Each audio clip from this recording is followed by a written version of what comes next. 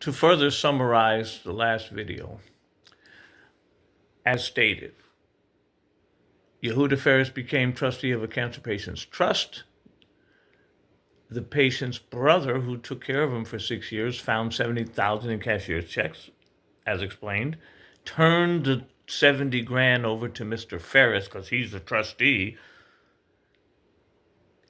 And Ferris encouraged the brother to remain on the property. He had taken care of his brother for 6 years. The last year was in his house because he regained possession. The patient regained possession.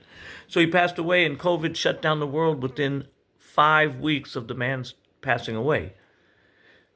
So the county and the state and the federal government said shelter in place. It's a medical emergency, once in 100 years pandemic. You can't leave your domicile. It's a public health emergency order from the government. And furthermore, Ferris says, well, stick around, we'll get you your money. Suddenly, a year and a half later, in May of 2022, while the pandemic is still raging and variants are still raging and people are dying by the tens of thousands monthly, Ferris says, well, you better get out, and we'll give you 15,000.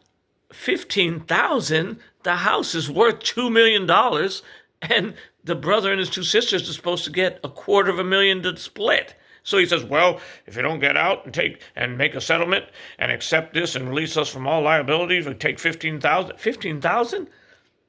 It's supposed to be $250,000. It's supposed to be 80,000 each.